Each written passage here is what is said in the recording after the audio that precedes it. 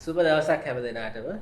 අද අපි පේරාදෙණි විදු වැදුරු තතු වැඩසටහන් මාලාවේ දෙවෙනි වැඩසටහන සමගින් තමයි අපි මේ හැම දෙනාම එකතු වෙන්නේ. අද පේරාදෙණි විදු වැදුරු තතු වැඩසටහනේ සම්බන්ධායකයා වෙන්නේ පේරාදෙණි විශ්වවිද්‍යාලයේ රසායන විද්‍යා අංශයේ ජ්‍යෙෂ්ඨ මහාචාර්ය ආර්.එම්. ගාමිණී රාජපක්ෂ මැතිතුමා. මම එතුමාව ආයුබෝවන් කියලා මේ වැඩසටහන පිළිගන්නවා.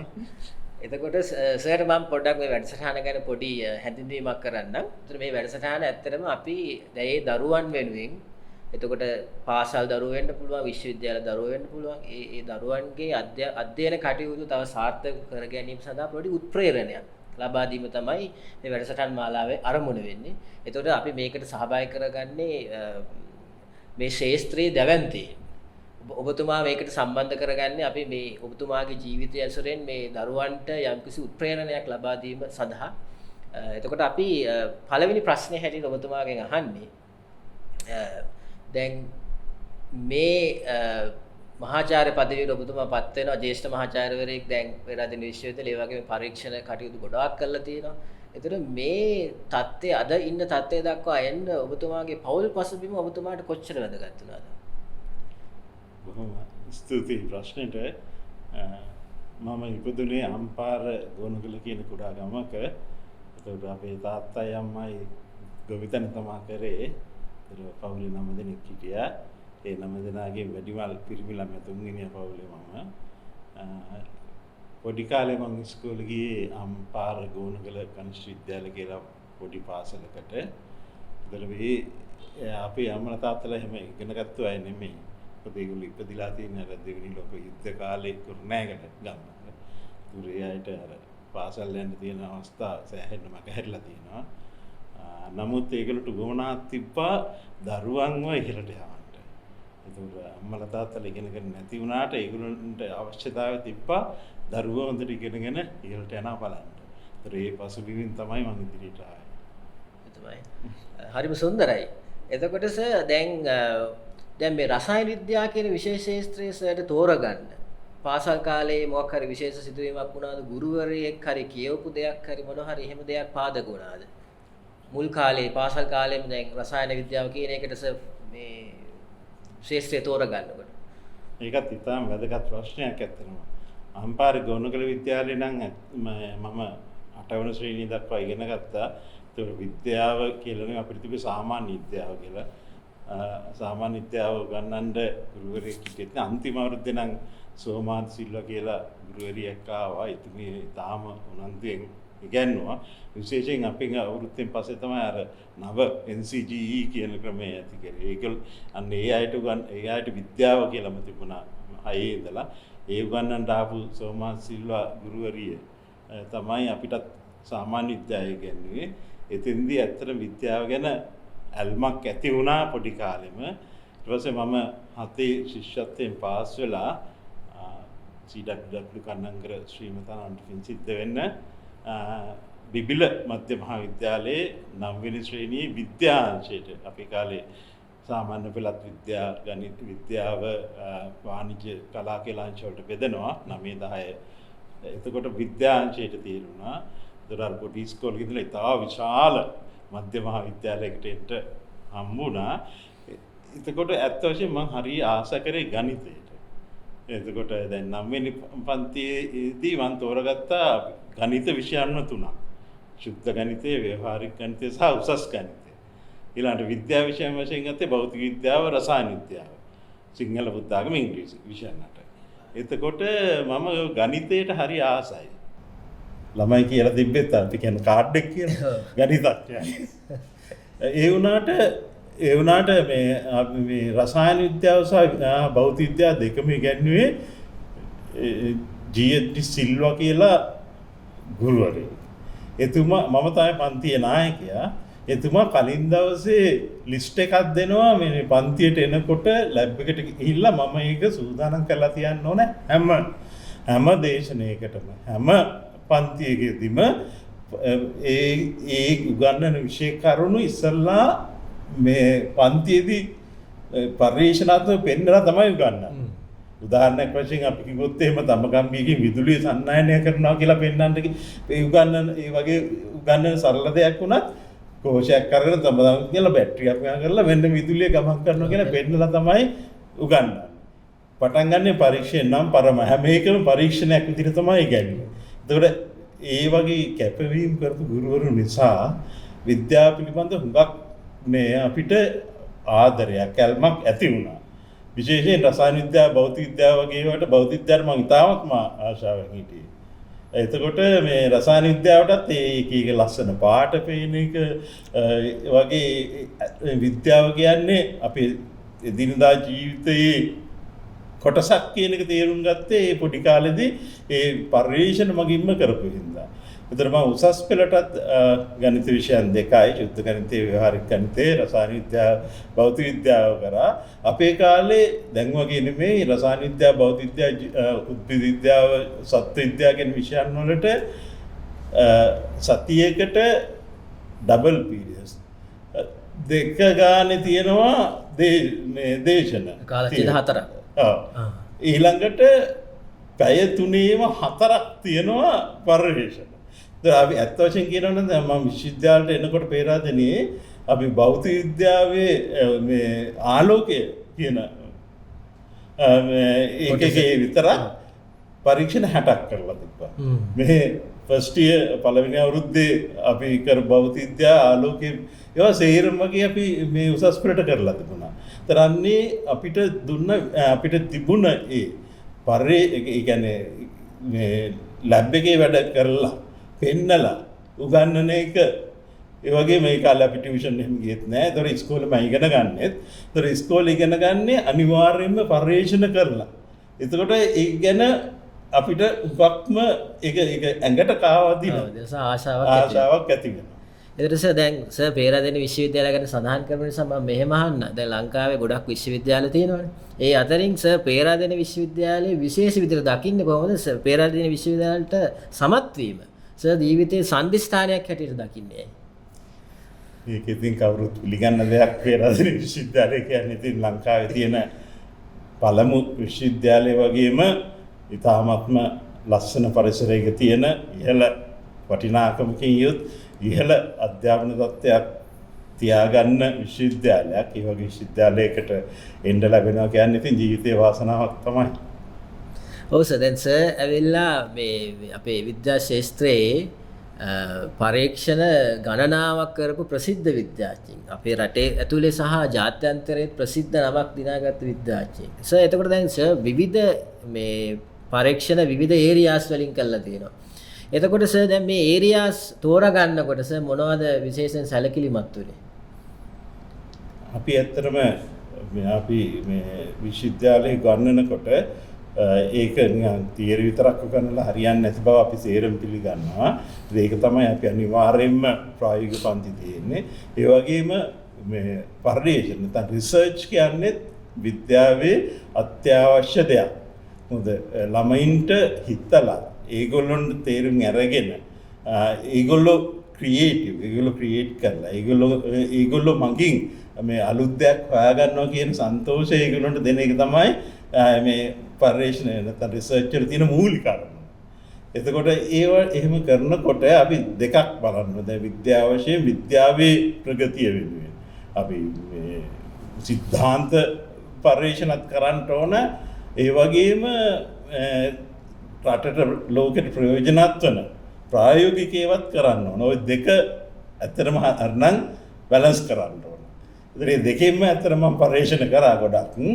විශේෂයෙන් මගේ ආසාව තියෙන යම්සි රටේ යම්සි ප්‍රශ්න හරි ලෝකේ හරි යම්සි ප්‍රශ්නයක් ආවොත් ඒකට විසඳුම් දෙන්න මොකද්ද කරන්න කියන එක තමයි ඒ වෙලාවෙම එනවා. එතකොට ඒ වගේ පරිශන කරලා ඒකට විසඳුම් දෙන එකේ මේ පරමාර්ථය තමයි වැඩි හරියක්ම මේ පරිශන කරලා තියෙන්නේ. සර් මට හොඳට මතකයි මේ කොවිඩ් අපේ කොවිඩ් පැන්ඩමික් එක කාලේ සර්ගේ නව නිපැයුමක් හරියට ලංකාවෙත් සහ ලෝකෙත් ප්‍රසිද්ධ වුණා මේ මුඛාවරණය. ඒක පිළිබඳව චුට්ටක් කතා කරමු සර්.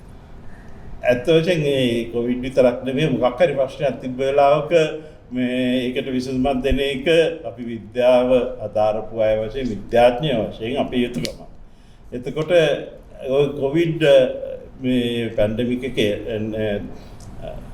2019 ඉඳිස්සලා ඇත්තට මගේ ශිෂ්‍යයෝ මේ එක එක කර්මාන්තත් එක්කලා එකතු වෙලා ආචාර්ය උපාධි ආදායම අවිස්සාවෙල්ලේ තියෙන නිදහස් වෙළඳ කලාපයේ තියෙන TJ ඉස්සරකිවේ ටෙක්සස් ජර්සිස් කියලා දැන් TJ කියන මේ ගාමන්ට් ෆැබ්‍රික් ඉන්ඩස්ට්‍රි එකේ දැන් මගේ මේ ශිෂ්‍ය දෙන්නෙක් වැඩ කරා PhD කරා ඒගොල්ලෝ මේ ඇඳුම් වලට cotton nylon එක වර්ගයේ ඇඳුම් වලට විවිධ අලුත් අපි කියන්නේ ෆන්ක්ෂනැලිටිස් අලුත් දේවල් එකතු කරන්නට තමයි පරිශ්‍රණය කරේ. උදාහරණයක් වශයෙන් ඇඳුමක් අපිට හොදන්නේ නැතුව අදත් අඳිනවා හෙටත් අඳිනවා අනිද්දාත් අඳින්න පුළුවන් නම් ඒක ඉතා වැදගත් වෙනවා. මොකද අපි රිදි හොදනවා කියන්නේ පරිසරය ස්වයංම පිරිසිදු වෙන්න. ඉබේ පිරිසිදු වෙනවා කියන්නේ ඇත්තටම අපිරිසිදු නොවන. ඒ කියන්නේ ඒක අපි කරනවා මේක හරිය නෙළුම් කොලේ වගේ හදලා තියෙන පෘෂ්ඨය. එතකොට තෙමෙන්නේ නැහැ. මොකක් හරි කුණු අල්ලනවා කියලා කියන්නේ මේ වතුරත් එක්ක ඇවිල්ලා මේක තෙමිලා ඒ කුණු ඒ ඇඳුමට අල්ලන එක. ඒතර නෙළුම් කොලේ පිරිසිදුව තියෙන හංසයාගේ පියාපත් පිරිසිදුව තියෙන්නේ ඒ නොතෙමෙන ගතිය. අපි කියන්නේ හයිඩ්‍රොෆෝබික්. සුපර් හයිඩ්‍රොෆෝබික්. ඒ කියන්නේ ඒක ජලාංශුව මේ ගෝලයක් වගේ තියෙනවා එක තැනකින් තමයි ස්පර්ශ කරන්නේ. අන්න ඒකට අංශක 180 මේ කෝණයක් එනවා. නමුත් 180ක් අවශ්‍ය නැහැ. 150 ඉඳන් 180 දක්වා මෙයාගේ අපි කියන්නේ කන්ටැක්ට් ඇන්ගල් එක මේක තියෙනවා නම් ඒක තියෙනවා මේ සුපර් හයිඩ්‍රොෆෝබික්. ජලයට අකමැතිම ගතිය. ඒ වුණාම තෙමෙන්නේ නැහැ. එහෙම වුණා කුණු අල්ලන්නේ නැහැ. ඒ වගේම අපි මේ හුඟක් ඇඳුම් වල මේ ගඳ එන්නේ බැක්ටීරියා වෛරස් වගේ මයික්‍රෝබ්ස් වලින්. ඒතකොට අපි මේ පෘෂ්ඨය ඒවට රෙසිස්ටන්ට් වෙන්නේ ඇන්ටි මයික්‍රෝබියල්. මයික්‍රෝබ්ස්ලා ඩිවෙලොප් වෙන්නේ නැති වෙන විදිහට හැදුවොත් එහෙම එතකොට ඒ ගඳකුත් නැහැ. ඒතකොට ගන්ධ ද්‍රව්‍යයක් නැහැ. ගඳකුත් නැත්තම් මේ ඇඳුම අපිරිසිදු වෙන්නේ නැත්තම් ඒක හොදන්න අවශ්‍ය නැහැ. ඉතින් අන්න ඒ වගේ අපි ඇඳුම් ග්ලව්ස් වගේ හදලා තියෙනවා. විශේෂයෙන් මම ඔය මේ කර්මාන්තශාලාවල මේ වැඩ කරනකොට මම ඒගොල්ලෝගේ මොනවත් ගන්නෙ නෑ. නමුත් ඒගොල්ලෝ කරන්නේ මේ වගේ රිසර්ච් ග්‍රාන්ට්ස් දෙනවා. ඒතර ළමයි ඒ කර්මාන්තයට අදාළ පරිශන කරලා කර්මාන්තයක් දිනවනවා. මෙහි දැනුමත් එකතු වෙනවා. ළමයින්ට උසස් අධ්‍යාපන වරමුත් හම්බ වෙනවා. ඒතර ඒකෙන් තමයි මේ ඇත්තටම ෆේස් මාස්ක් එක අපිට හදන්න මූලික දැනුම තිබුණා. ඒ වගේම අපි මේ දැන් මේ පිටස්තරම ස්තරේ මේ විදිහට සුපර් හයිඩ්‍රොෆෝබික් කරා. එතකොට අපි මේ කවුරු හරි ලෙඩෙක් කහිනවා නම් කිබියුමක් ඇරියොත් එන ඒරෝසොලස් පාටිකල්ස් මෙතනින් බිසි වෙලා යනවා මිසක් ඇතුළට යන්නේ. ඒතර මැදල බැරිලාත් මේ වෛරස් එක ගියොත් මැදලේ එක කොටන්ම තමයි අපි ඒකේ තියෙන හිස් අවකාශය වැහුවා ටයිටේනියම් ඩයොක්සයිඩ් අපි කියන්නේ මයික්‍රෝ පාටිකල්ස් මයික්‍රෝමීටර් 300 විතර අංශු වලින්. ඒක ඒ වහලා ඒව රසායනිකව බන්ධනය කරා. මොකද හුස්ම ගත්තොත් කැඩිලා නොයන විදිහ. ඒක තුල අපි දැම්මා නිකන් තරු වගේ තියෙන 25 නැනෝමීටර් මේ සින්ක් ඔක්සයිඩ් පාටිකල්ස්. ඒ වගේ අර තරු වල තියෙන බ්ලේඩ් වගේ ඒවා හරිම ෂාප්. හරිම තියුණුයි. එතකොට මයික්‍රෝබ් කෙනෙක් ආවොත් උදාහරණයක් වශයෙන් මේ කෝටු වෛරස් එක ආවොත් අර ස්පයික් ප්‍රෝටීන්ස් කැපිලා අර බෝලේ වගේ ගිහිල්ලා කැඩිලා බිඳලා යනවා. එතකොට බැරිලාත් මයික්‍රෝබ් එක ආවොත් එහෙම වෙන්නේ ඒ මයික්‍රෝබ් එක මේ වෛරස් එක විනාශ වෙන්නේ. ඒතර ඇතුළතම තිබ්බ එක අපි දැම්මේ හයිඩ්‍රොෆිලික් ජලයට කැමති. එතකොට අපි ප්‍රශ්වාස වාතයේ තියෙන කාබන් ඩයොක්සයිඩ් ජලයේ උරාගෙන දෙවෙනි එක හරහා තමයි එළියට දෙන්නේ. එනකොට අපි පැලදගෙන ඉන්නකොට අපහසුතාවයක් ඇති වෙන්නේ නැහැ. මොකද සාමාන්‍ය මාස්ක් එකක් දැම්මහම ඉක්මනට කාබන් ඩයොක්සයිඩ් එළියට ගියේ නැත්නම් කාබන් ඩයොක්සයිඩ් වැඩිපුර තියෙන වාතයක් තමයි අපි මේ වෙලාවම අපේ හෙඩ් ස්පේස් එකේ තියෙන්නේ. අපි ඒක ඉවත් කරා ඒ විදිහට කාබන් ඩයොක්සයිඩ් ඉක්මනට එළියට යවන විදිහට. ඒ නිසා ඒක අනිත් එක හොද 30 වාරයක් විතර දාන්නත් පුළුවන්. ඉතින් අන්න ඒක ඒ වෙලාවේ මම හිතන්නේ හුඟක් ආරක්ෂා වුණා රටේ කට්ටිය බැංකුවල මහත්තුරු මහත්මීන් එහෙම හුඟක් මේක පැලඳගෙන වැඩ කරා තුන්වන රැල්ලදී. ඔව් සර් දැන් අපේ දරුවෝ සහ අපි හැමෝටම තියෙන දෙයක් තමයි දැන් මොන හරි දෙයක් ඒකාකාරව එක දිගට කරගෙන යනකොට සමහර වෙලාවට දේවල් හරියන්නත් පුළුවන් වරදින්නත් පුළුවන්. එතකොට සමහරට වැරදුනහම හරි ගියාම අපි සතුටුයි. හැබැයි වැරදුනහම අපි මානසිකව වැටෙනවා. එතකොට දැන් සර්ට දැන් මේ පරීක්ෂණ කටයුතු අවුරුදු ගාණක් කරගෙන යනකොට සර්ගේ සමහර පරීක්ෂණ කටයුතු සාර්ථක වෙන්නේ නැති, අසාර්ථක වෙන්නේ නැති. එතකොට මේ අසාර්ථක භාවයන් කොහොමද සාර්ථක භාවයන් බවට පරිවර්තනය කරගත්තේ? කොහොමද එතකොට ඒ වගේ වැටුණාද සර්? නැත්නම් වැටිලා ඊට පස්සේ සර් කොහොමද ඒ වගේ නැගිට්ටේ? මම හිතනවා ඒ වගේ දෙයක් අපේ දරුවන්ට ගොඩාක් වැදගත් වෙයි කියලා. ඔව් ඒක හුඟක්ම වැදගත් වෙනවා වගේ තමයි. පරිශන කරනවා ඇත්ත වශයෙන්ම අපි ඉගෙන ගන්න හැම දෙයක්ම අපිට හැම එකම බලාපොරොත්තු වෙන්න බෑ 100%ක් සාර්ථක වෙයි. බොහෝ විට අසාර්ථක වෙනවා. එතකොට අපි ওই කියන විදිහට වැටෙන්න හොඳ නැහැ. එතකොට අසාර්ථක වෙන්න උනේ ඇයි කියලා හොයලා බලලා ඒකට විසඳුම් දෙන එක තමයි එතකොට තමයි අපිට ඉදිරියට යන්න පුළුවන් අලුත් දෙයක් හොයා ගන්න පුළුවන්. අසාර්ථක වුණා කියන්නේ සාර්ථකත්වයේ ආරම්භය කියලා. එතකොට උදාහරණයක් කියනවා මගේ දෙවෙනි පුතා චෙස් වලට ඉතාමත්ම හොඳයි. ලංකාව නියෝජනය කරලා ඉස්කෝලේ යන කාලේ ඔය එක එක රටවල් වල චෙස් අදින්න ගියා. දෙසරයක්ම එයා මේ ලකුණු 5මාරක් ගත්තා. 5යි වෙනි එක දිනුවා නම් එයා ෆිඩේ මාස්ටර් වෙනවා. මම බාය ගත්තේ. එයා වැටුනේ නෑ කියන මට මේ 5මාරනේ හම්බුනේ තව භාගයක් තිබ්බනම් ෆිඩේ මාස්ටර්. අන්න ඒ වගේ මේ ඒ එන අසාර්ථකත්වය අපි මේ තේරුම් අරගෙන ඒකෙන් සැලෙන්නේ නැතුව ඒකට හේතු හොයලා ඉදිරියට යන්න පුළුවන් නම් ඒක තමයි අපි අදිස්ථානයෙන් වැඩ කරන්නේ. අදිස්ථානයෙන් වැඩ කරන එක තමයි අපි කළ යුත්තේ. එතකොට සර් තව වැදගත් දෙයක් තමයි සර් ගොඩාක් කාර්යබහුල පුද්ගලෙක්. සර් එතකොට දැන් මේ රසායන විද්‍යා අධ්‍යයනාංශයේ මේ මහාචාර්යවරයෙක් හැටියට සේවය කරනවා. ඊට අමතරව පරීක්ෂණ කටයුතු සිදු කරනවා. ඊට අමතරව තව ආයතනවල සර්ගේ සහයෝගය ලබා දෙනවා. මේ කියන්නේ පරීක්ෂණ දැනුම ලබා දෙනවා. කොන්ෆරන්ස් වලට යනවා. එතකොට චීෆ් ගෙස්ට් හැටියට සහභාගී වෙනවා. මේ කී නොකී සියලුම ලොකු ස්පෙක්ට්‍රම් එකක වැඩ සර් කරනවා. එතකොට කොහොමද සර් මේ කාලය කළමනාකරණය කරගන්නේ? ඒක ඉතින් කරන්න ඕන නම් කොහොමද කරන්න වෙනවද ඉතින් කාලය කියලා ඉතින් බොහෝ විට ඇත්තටම දැන් ડોક્ટર සම්පත්තත් නැති අපි ගාක් කාලයක් ඉඳන් කරනවා අපි මේ ශිෂ්‍යයන්ට රෙකමෙන්ඩේෂන්ස් ලියන්න උසස් අධ්‍යාපන වරම් බොහෝ විට මම ඒක කරන්නේ උදේ පාන්දර නැගිටලා පාන්දර 4ට නැගිටලා ආයෙ වෙනකොට සෑහෙන රෙකමෙන්ඩේෂන් ටිකක් යවන්න පුළුවන්. ගොල්ල වෙලා බැලුත් අන්න ඒ වගේ වෙලා මම ටිකක් කලින් නිදා ගන්නවා. නමුත් උදේ පාන්දර නැගිටලා තමයි හුඟක් කියව. අනිත් වැඩේ තියෙන සාමාන්‍ය විදිහට නේ විදිහට කරනවා. ඉතින් ඒ හැමදේම කරන්න එපා. කරන්න එපා. හැම වෙලේම කැපවීමෙන් ඒ ටික සිද්ධ කරනවා. සර් දැන් ගුරුවරයෙකු සහ පරීක්ෂකයෙකු හැටියට සර් ලැබපු ලොකුම ජයග්‍රහණය නම් කරන්න කිව්වොත් සර්ට මොකද මතක් වෙන්නේ? ගුරුවරයෙක් වශයෙන් නම් ලොකුම ජයග්‍රහණය ඔය වගේ මමත් සෑගේ ගෝලේ. ශිෂ්‍යයා ඉදිරියට යනවා දකින්න එක. ගුරුවරයෙක්ගේ තියෙන එකම පැතුම තමන්ගේ ගෝලයෝ තමන්ට වඩා ඉහළට යනවා දකින්න එක. දැන් ඇමරිකාවේ, එංගලන්තයේ, යුරෝපයේ, එතකොට චීනයේ, ජපානයේ, ඕස්ට්‍රේලියාව වගේ රටවල් වල අපිට වඩා ඉහළට ගිය අපේ ගෝලයෝ ඉන්නවා. ඒක තමයි ලොකුම සතුට.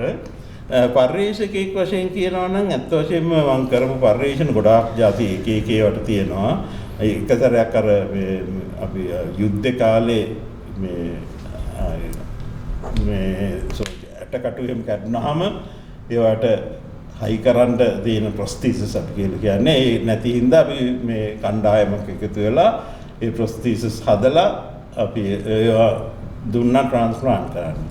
ඒ වගේ මොකක් හරි අවශ්‍යතාවයක් ආපු වෙලාවට එකතු වෙලා වැඩ මේ පෙරාදෙණිය විශ්වවිද්‍යාලයේ තියෙන විශේෂත්වයක් තමයි අපිට මේ අවශ්‍ය එක ශාස්ත්‍ර හැම පීඨයක්ම වගේ මේ විශ්වවිද්‍යාල තියෙනවා. ඒකට අපිට අවශ්‍යයි එකතු වෙලා මේ වැඩ කරන්න පුළුවන්. ඒකට අපි කියන්නේ মালටි ඩිසිප්ලිනරි හැම ඩිසිප්ලින් එකම වගේ තියෙන නිසා අපිට පහසුයි මෙතන පෙරාදෙණිය විශ්වවිද්‍යාලේ. මම කරපු හොඳම දේ තමයි අත් වශයෙන්ම දැන් මේ උතුරු නැගෙනහිර මේ නොත් සෙන්ටර් උතුරු මධ්‍ය පළාතේ තියෙන මේ අනුරාධපුර පොළොන්නරුව සහ අවට උතුරු මැද පළාතේ තියෙන මේ අර හඳුනා නොගත් වකුගඩු රෝගය පිළිබඳව චීන විද්‍යා ඇකඩමිය චයිනීස් ඇකඩමි ඔෆ් සයන්සස් එක එකතු වෙලා අපි පර්යේෂණ කරලා මුගක් කාලයක් මොකද මම හිතන්නේ මේ බොහෝ දෙනා කරලා ඊට පස්සේ අපි හොයාගත්තා මේක වැඩි හරියක්ම හැදෙන්නේ මේ කුඹුරු වල අවුවේ වැඩ කරන ලින් ජලය පිරිසිදු නොකර ලින් ජලය බොන අයට. ලින් ජලයේ සංයුතිය රසායනික සංයුතිය අපි බැලුවොත් එම ඒකේ තියෙන ක්ලෝරයිඩ් ප්‍රමාණය අපි සාමාන්‍යයෙන් පරිමේ තියෙන්න ඕන 1.5 මිලියන එකට කොටස් parts per million. නමුත් සමහරක් ලින් වල වතුරේ තියෙනවා 5ක් විතර. තා විශාල ප්‍රමාණයක්. එතකොට ඒ වගේම ඒකේ අපි බැලුවොත් එහෙම අපි කියන්නේ hardness, calcium, magnesium ඉතාම වැඩි. ඊළඟට අපි කියන්නේ මේ ලවණතාවය, sodium chloride, salinity වැඩි. එතකොට දැන් අපි තියෙනවා විවිධ ක්‍රම මේ ජලය පිරිසිදු කරන්න. එතන රිවර්ස් ඔස්මොසිස් RO කියලා අපි බොහෝ රිවර්ස් ඔස්මොසිස් කියන්නේ ඔය හැමදේම අයින් කරලා ජලය විතරයි දෙන්නේ. එතකොට ඒකේ තියෙන අවාසිය තමයි අපිට අවශ්‍ය දේවල් අවශ්‍ය මිනරල්ස් ಜಾති එන්නේ නැහැ. ජලය විතරයි. එතකොට ඒක හොඳ නැහැ. එතකොට අපිට මිනරල් ඩෙෆිෂියන්සි එකක් එනවා ඒකට. එතකොට නැනෝ ෆිල්ටරේෂන් තමයි ඊළඟට තියෙන්නේ. නැනෝ ෆිල්ටරේෂන් වලින් සේරම අයින් කරනවා. හැබැයි මොනෝවේලන්ට් අපි කියන්නේ ධන එක සෝඩියම් අයන පොටෑසියම් අයන ක්ලෝරයිඩ් නයිට්‍රේට් අන්නේ වගේ ධන එක රින ඒ වගේ තියෙන අයන මොනෝවේලන්ට් අයන අයින් කරන්නේ නැහැ. ඒතර ওই දෙක අතර මේ මෙම්බ්‍රේන් එකක් නැහැ. ඒතර මම දැන් ගිය අවුරුද්දේ මේ research centre for economic sciences කියලා චයිනීස් එකනොමික් සයන්සස් වල 5 විද්‍යාඥයෙක් විදිහට වැඩ කරනකොට අපි එකතු වෙලා අපි අලුතින් මෙම්බ්‍රේන් එකද ওই දෙක අතර නැනෝ ෆිල්ටරේෂන් සහ රිවර්ස් ඔස්මොසිස් අතර ඒකෙන් අපි අර අනවශ්‍ය දේවල් සේරම අයින් කරනවා. ඒ වගේම විශේෂයෙන් ක්ලෝරයිඩ් අයින් කරන්න. එතකොට අපි නැනෝ ෆිල්ටරේෂන් කියන මේ මෙම්බ්‍රේන් එකට තවත් ಜಾති එකතු කරලා අපි අපේම මේ තියෙන මිනරල්ස් අපේම තියෙන khනිජ වලින් ගන්න හයිඩ්‍රොක්සි ඇපටයිට් අපි පවල් ඇපටයිට් නැනෝ රොඩ්ස් අපි කියන්නේ දඬු ඒවා අපි එකතු කරලා ඒවෙන් ක්ලෝරයිඩ් අයින් කරන්න පුළුවන්. අර හાર્ඩ්නස් එක වැඩි කරන්නත් එන්නකත් ගානට අයින් කරන්න පුළුවන්. සෝඩියම් ක්ලෝරයිඩ් තා විශාල වශයෙන් තියෙනවා 1000 ppm විතර ඒක අඩු කරන්න පුළුවන් අපිට අවශ්‍ය ගානට.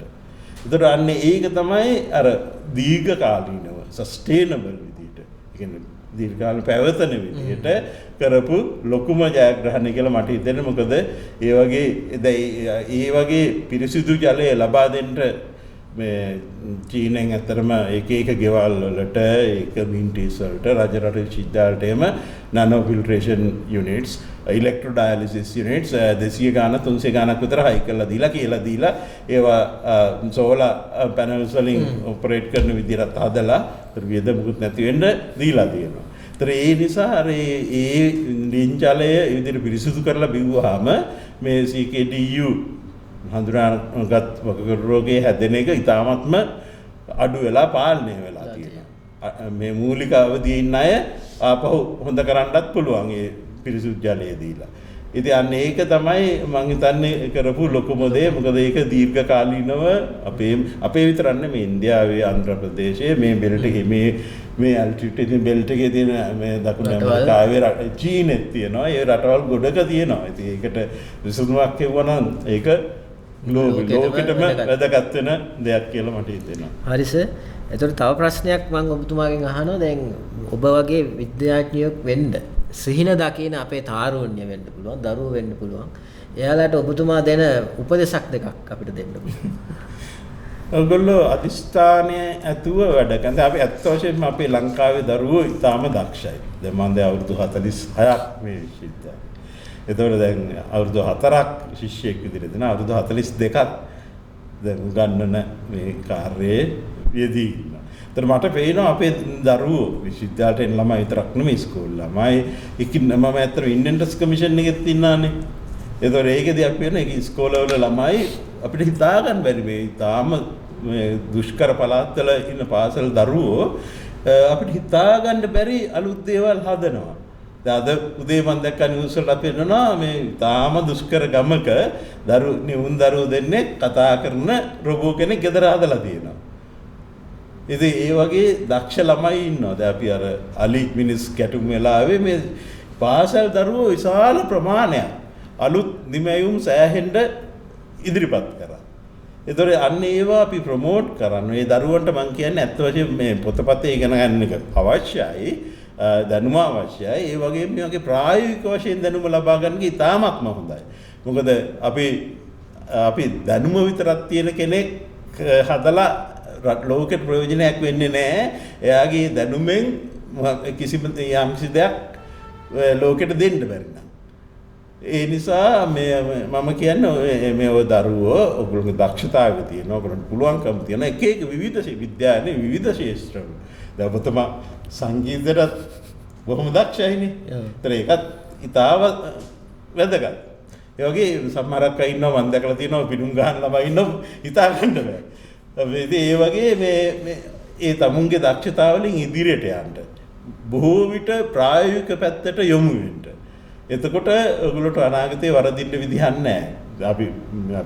අපි ඉන්ඩස්ට්‍රියක් ගත්තත් මුගක් බලන්නේ පේපර් ක්වොලිෆිකේෂන් එකට තෝනේ ඊට වඩා වැඩක් කරන්න පුළුවන්ද? වැඩක් දුන්නොත් කෙරෙයිද?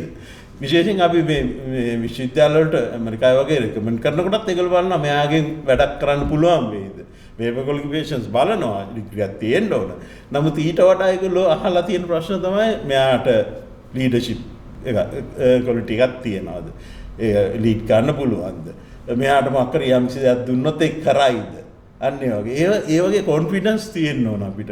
මොකද කොන්ෆිඩන්ස් කියන එක කියලා අපිට තියෙන්න ඕන අපේ අපි ළඟ මේ වගේ අපිට කරන්න පුළුවන් කියන හැඟීම අදිෂ්ඨානය.